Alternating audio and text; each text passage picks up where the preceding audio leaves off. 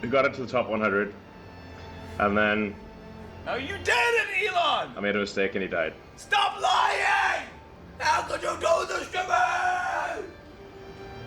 You were the chosen one, Elon! You were the chosen one! Yeah, your Neuralink, we're planning to have trials in the UK this year. Hails and salutations, denizens of the intertubes, and welcome to yet another day in the mental asylum of the Milky Way. And boy, do we have a prime example of this phenomena today. The near trillionaire Elon, spending his time trying to mess with many world governments, actively and currently, that Elon allegedly has been playing on hardcore in Path of Exile 2 nearly every waking moment. And they know this because in Path of Exile 2, there's a lot of API tools to search when characters are being played and how much experience they're getting and all that kind of stuff. And not only is he playing Path of Exile 2, he's playing on hardcore and is currently one of the highest level hardcore characters in the game. Totally his own character. Now, I want to preface this discussion, and as a feature that's becoming a regular occurrence on this channel, a disclaimer to this video. This might get a tad political for a bit, so if you don't care for this, I will timestamp the video below. So let's get into it. Unlike what seems a currently popular trend to completely dump on Elon Musk, and I have noticed the common snarky backhanded comments about him on many creators' channels over the years, and especially since his acquisition of the Twitter platform, I am not, or maybe more aptly was not, a hater of the so-called or former richest man on the planet. In truth, he probably was as much as the richest man on the planet as 58-year-old Mike Tyson is the baddest man on the planet. But I digress. As a politically homeless individual, I think I tend to cut through the excrement of people's various political biases and team sport mentality that permeates every facet of the society, including gaming in a tribalistic manner. So I do not have an inherent hatred of this man due to these collective biases. I'm a bit older, but not so old that I have not evolved as the information age matured, and such feel I have a pretty firm and pragmatic command on the bigger picture. I am not a boomer. However, for a time in my life I was working as a mobile field technician, and I would run the radio while working for real-time road updates and the like and whatever was happening locally in the region news-wise. And it seems they would never go a day without some backhanded comment regarding the man, and I also personally have a family tie to a lobbyist in the US who made it seem pretty evidently clear the last time I was speaking to him the government's preference for competing corporations opposed to Elon Musk is clear. And the fix has been in for a while for this guy, and the legacy media now is nothing but a foghorn for the elements of the power structure, as they understand their power to, at least for the moment, sway public opinion. Propaganda, if you will. And it's still widely used as a tool for a reason, and that psychologically, even very, very intelligent people can be susceptible to it. To elaborate on this, taking into account the fact the increased vitriol regarding this man since his recent allegiance to one Donald Trump, I thought in this context it was prudent to address this first and foremost. Don't worry, the burial of Elon in this video is not influenced by this, and is indeed coming. As someone who has seen various administrations come and go long enough and all the various complete lies and bullshit they have all collectively perpetrated, I have cultivated a zero-trust policy when it comes to anything the government is involved with on either wing of the political vulture and all the propaganda that comes along with it, a position that has only exponentially increased over the last 5 years. Remember, the government is not your friends, kids. Eventually, everyone comes to realize it, whether it's too late or not. In reality, Donald Trump originally won in 2016 because the general population was sick of this and saw it as a chance for real change. however misguided. It could also be perceived as just a giant fuck you to the establishment. In 2020, they wanted a return to the so-called normality after the absolute chaos and meltdown the establishment and media threw in the aftermath of that first election, and hilariously, we are now in a position where they have to deal with Donald Trump a collective 12 years instead of 8, and I guess now one Elon Musk as well. And before anyone starts crying with Elon's involvement in Trump's administration, if you care about it now, where have you been since time immemorial? Because unelected officials appointed by the president has been a thing forever. Billionaires' influence notwithstanding. The difference is Trump can't help himself to be very public about it, and neither can the owner of Twitter for that matter. Elon's controversial acquisition of Twitter in the name of free speech, in reality it was probably because he wanted to try and put a stop to his private jet being tracked, I have always regardlessly seen as a net positive. It is not a conspiracy theory, but fact that the previous Twitter management had direct ties to the US administration who would request opinions, content, and accounts to be muted, silenced, or banned, often not for misinformation and the hate speech buzzwords they love to throw around, but the actual truth they did not want the common NPC being aware of. They literally had a back-end login portal to Twitter for this purpose. You can find all the Congress hearing videos around this if you so care to. And if you want more proof of this, you only need to look at Mark Zuckerberg's recent statements regarding their freedom of expression going forward on the Facebook platform and dismissal of the so-called fact-checkers. Translation to that is what the government considers a comfortable opinion, where he practically says it's 'cause Daddy Biden made us do it. Zuckerberg is trying to paint himself the victim, but in reality, he's the ultimate good boy for the one in power and is scared that if he doesn't follow the direct orders of the power structure, they will come for him. And he's probably right there. But hey, keep going to jiu-jitsu, buddy, and then one day maybe you'll grow some balls. So yes, we must concede we will never live in a perfect world, and every individual comes with their own set of cultivated flaws. But despite the constant complaints about the state of Twitter since Elon's acquisition, it's a small price to pay compared to the Orwellian nightmare we all collectively have been living under the last 5 years. The Americans have the First Amendment in their constitution for a reason, and it's because without free speech, you literally have nothing else. No rights. And many people who do not understand this concept generally have not the base understanding what a hellscape of this world was prior to the 18th century when things of this nature started to change. As an aside, recently my government issued a ban on gang patches. A centre-right government, by the way. A decision I feel is just so ridiculous and counterproductive that it's obviously just a cynical move to fool people they are doing something about the gang problem. If someone is a gang member, would you rather not be alerted to that fact? I wonder how long it's going to be before our collective gangs realize they just got given a significant buff to their stealth stat from the powers that be. The solution to bad speech is not censorship. It is good speech. You destroy the bad speech with the truth, and in the so-called marketplace of ideas. So sure, you have to put up with a few more idiots on occasion and run the risk of being offended. But just keep in mind, nothing actually happens when you get offended. And if you're honest with yourself, you will realize the number 1 and 2 perpetrators of misinformation are the government, followed closely by the media. Oh boy. Sorry about that, but I thought I should get that off my chest now. But ultimately, I wanted to convey that this is not because of my own political leanings. I do not, or should not say, do not hate Elon Musk. But from what we're about to go into, I'm tempted to jump onto that hate train when next time it rolls around. Because one thing I cannot stand is cheaters in my video games, frauds and liars.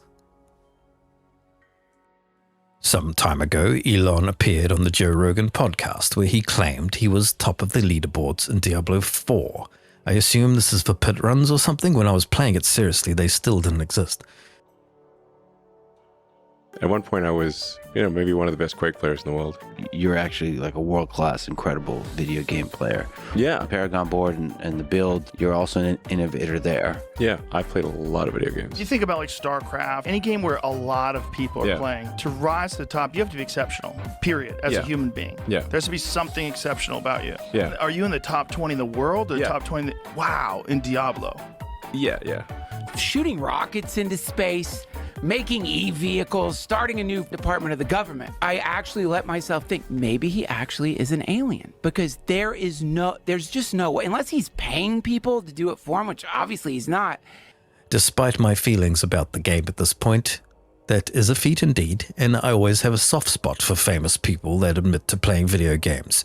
It's one of the only redeeming qualities they can display in my eyes that makes them relatable to the average person. I had never heard about this and had not seen any of the high-profile players talking about him whatsoever, so I had suspicions, but I waved it off and forgot about it.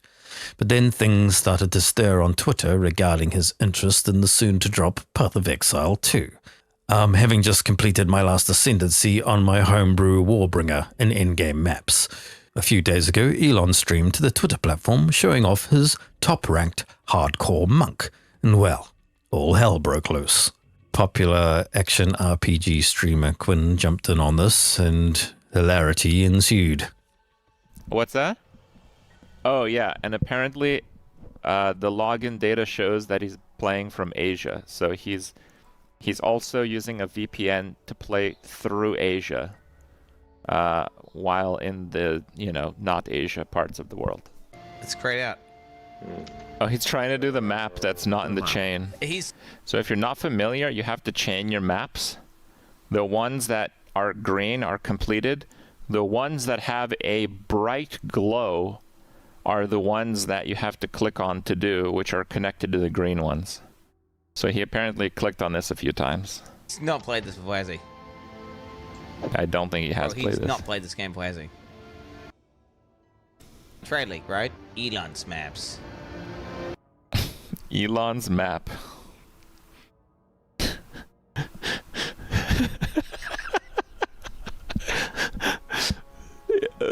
Yeah, dude. I totally normal behavior name my own tabs with Crip. It's not the currency tab, it's Crip's currency. Crip's maps. Chaos Orb, no loot filter. Filter is like not. He's just running past Chaos Orbs. He just ran past the Chaos Orb, dude. Chaos Orbs are one of the most important currencies, and they're also really rare. Like currently, I also play Solo Self-Found. I have about 140 exalts, and I pretty much exalt everything. Like I use them a lot. I have like 9 Chaos Orbs, just so you guys understand. So he's playing no loot filter. So those Chaos Orbs look like Wisdom Scrolls in the default game. Loot filter's been out for 2 weeks now. Okay, boss fight. Here we go. You gonna put down the bell? He does drop the bell. He is. Yeah, he's clearly played the character, so there's clearly got hours on. He has hours of playtime. He's not pressing his mana blast though. He's not pressing his mana blast. He's not pressing his mana blast. He's not pressing his mana blast. Now he pressed.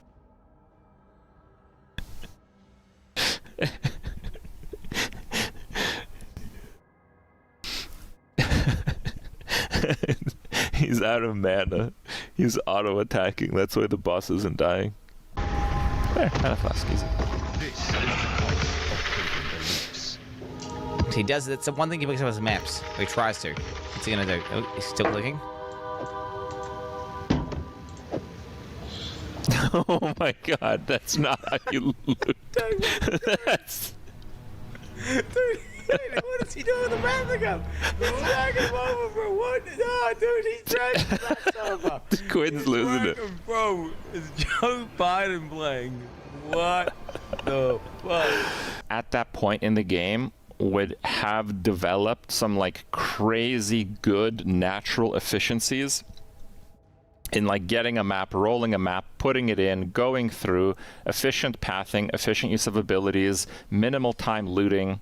Like all those things need to come together for you to be a top player. Because it's not a game that's been out for 10 years. Okay, it's a game that's been out for a few weeks, and all of the people at the top have literally spent every waking moment getting there. Stop, bro. Dude, stop. Oh my god, I literally can't. He then goes on to say, I kid you.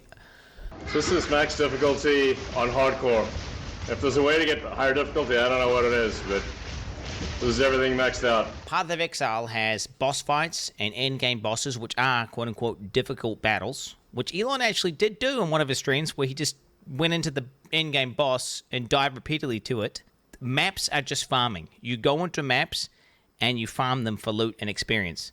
They're not the most difficult battles, and I don't know if he's trying to deceive people watching a stream into thinking that he's doing some insanely hard thing, whenever he's literally doing something you do to effectively grind or farm. And if you thought this was bad, I did not even get to the worst part. In Path of Exile, gear has requirements to equip it, but that has nothing to do necessarily with how good it is. For example, one of the most powerful and best items in the game is a level 1 required to equip staff, which is maybe, I think, even the most meta build in the game right now. It's super, super broken, insane damage. And Elon Musk starts going over his gear. This is a great staff, but it's only a level, 62 staff. His weapon is, I kid you not, one of the best, if not the best staffs on the entire hardcore trade league.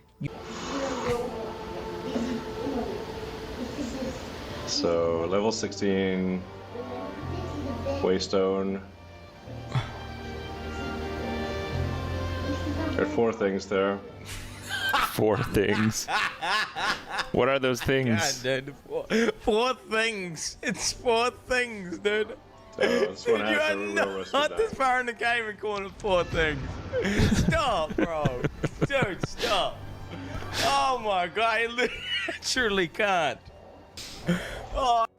Dude, Elon doesn't know. Elon doesn't know this. You can have up to 6 things. 6 things, guys.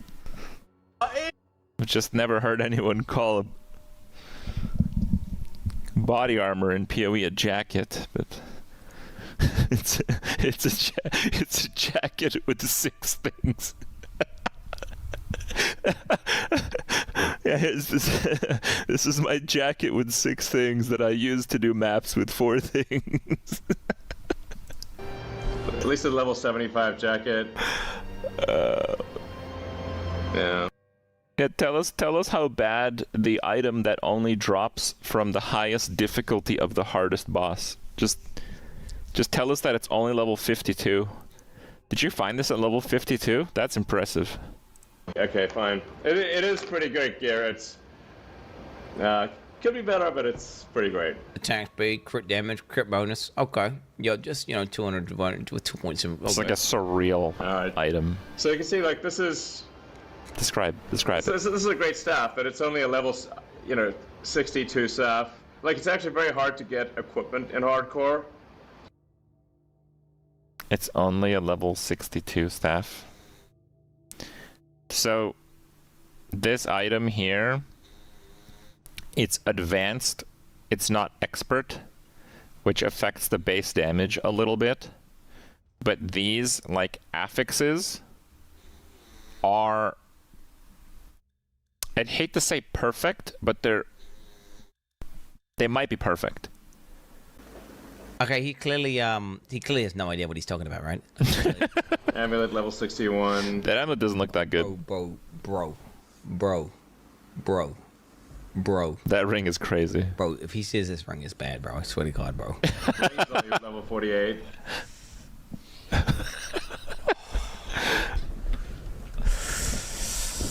There's a rarity in this one. Okay, all right. 49. Oh my god, what is that item, dude? 500 energy shield hybrid? I didn't even know it goes that high. So you guys understand where I'm at. I didn't know it goes this high. The ES on a hybrid. I've never seen one that high. Oh wait, his one's hybrid. Oh, with ES. Are you kidding me, bro? I'm gonna have a retake. I'm gonna retake Quinn's take here. This isn't a random guy. This is like a handsomely paid top Path of Exile gamer. Okay. There's definitely one winner in this situation, guys. This random guy. This guy is winning right now. Okay, he is winning. I hate to break to you, Elon. You're not a top 100 anymore. I'm gonna need some overtime. This guy, he's got the richest person on the planet by the balls. Okay. There's been some controversy among conservatives on Elon's wavering stance on immigration. Now it seems clear what his next business project is. Musk brand slave labor gaming sweatshops to sell boosters action RPG accounts, all courtesy of the H-1B visa policies. Elon, you cunning dog. What a genius. On that note, is shared accounts even in the terms and service agreement of GGG when you signed up to play? I doubt it. I know some of you are going to think, so what, it's all just a video game. But I feel people are generally consistent in their deceptions. So what does this say about his business endeavors at this point? The man is often touted as a genius, but how much of this is simply a guy who got lucky with his PayPal bucks and then used it to acquire the actual genius behind his endeavors? It's key moments like this that will follow you around like a bad cloud and make anyone aware of the fact to be very distrustful of any of your future endeavors.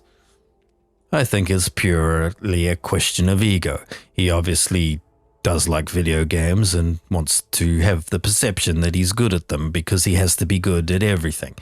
I was reading this study about surgeons where they found that surgeons who regularly play video games make less errors.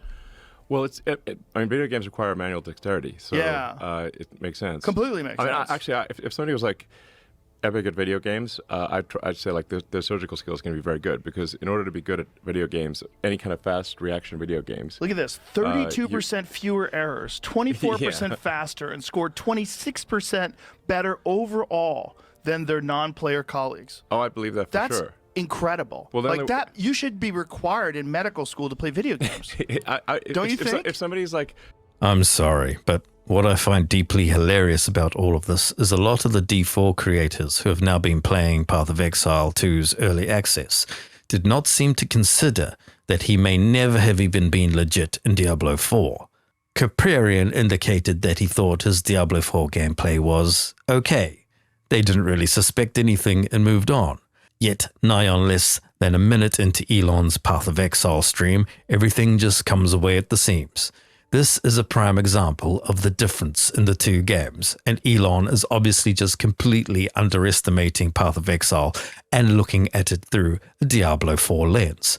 There is a small chance you could blunder your way through D4 and feasibly be a top player if you grind hard enough, but this shit does not fly in Path of Exile, and he horribly miscalculated.